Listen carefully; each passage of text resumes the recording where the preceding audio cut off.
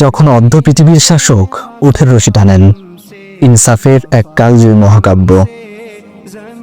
ইতিহাসের পাতায় এমন কিছু দৃশ্য থাকে যা হাজার বছর পরেও মানবতার বিবেককে নাড়া দেয়। 637 খ্রিস্টাব্দে তেমনই একটি ঘটনা যা আজও ইনসাফের শ্রেষ্ঠ উদাহরণ হয়ে আছে। জেরুজালেম বিজয় সম্পূর্ণ হওয়ার পর শহরবাসী একটি শর্ত দিল, চাবি নিতে হলে খলিফাকে সশরীরে আসতে হবে। মদিনা থেকে অর্ধ পৃথিবীর শাসক ওমর ইবনুল খাত্তাব রাদিয়াল্লাহু আনহু রওনা হলেন। সাথে কোনো রাজকীয় বহন নেই, ছিল কেবল একটি উট আর তার একজন রাখাল। তারা ইনসাফের এক অনন্য নিয়ম পালন করলেন। পালাক্রমে একজন উটের পিঠে চড়বেন, অন্যজন রশি ধরে হাঁটবেন। জেরুজালেমের প্রবেশদ্বারে পৌঁছে দেখা গেল এখন রাখালের উটের পিঠে বসার পালা।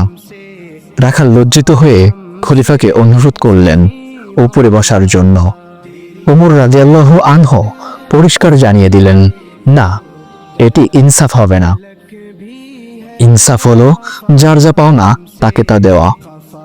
শহরের ফুটকে অপেক্ষারত পাদ্রী, প্রধান খ্রিস্টান ধর্মগুরু দেখলেন ধুলোমাখা পোশাকে পায়ে হেঁটে উটের রশি টেনে আনছেন খলিফা রাদিয়াল্লাহু আনহু, আর উটের পিঠে বসে আছে তার উটের রাখাল।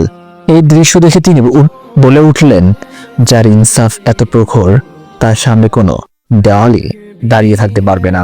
জেরুজালেমের চাবি গ্রহণের পর ওমর রাদিয়াল্লাহু আনহু খ্রিস্টানদের জানমাল ও ধর্মের নিরাপত্তার যে লিখিত সনদ দিয়েছিলেন তা ইতিহাসে আহদনামাহ উমরিয়াহ নামে পরিচিত।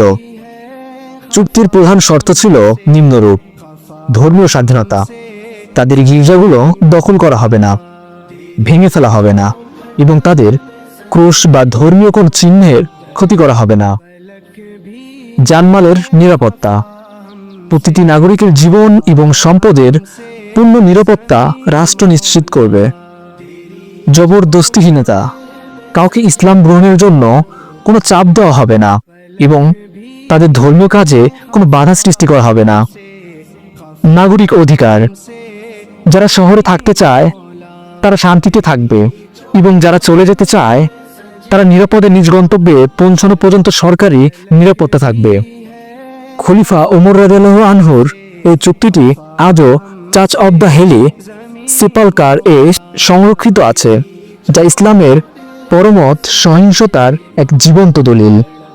কোরআন ও সুন্নাহর আলোকে ইনসাফ। ওমর রাদিয়াল্লাহু আনহুর এই কাজ ছিল সরাসরি আল্লাহর নির্দেশের প্রতিফলন। আল্লাহ তাআলা বলেছেন, নিশ্চয়ই আল্লাহ তোমাদের নির্দেশ দিয়েছেন, যখন মানুষের মধ্যে বিচার ফয়সালা করবে তখন ইনসাফ ও ন্যায়ের সাথে করবে। সূরা আন-নিসা আয়াত নম্বর 58। রাসূল সাল্লাল্লাহু আলাইহি ওয়াসাল্লাম নির্দেশ দিয়েছেন অধীনস্থদের সাথে সৎ আচরণের। তিনি বলেছেন, তারা তোমাদের ভাই, আল্লাহ তাদের তোমাদের অধীন করে দিয়েছেন, সুতরাং সে যা খায় তাকে তাই খাওয়াও, সে যা পড়ে তাকে তাই পড়াও। সহিহ বুখারী আয়াত নম্বর 30।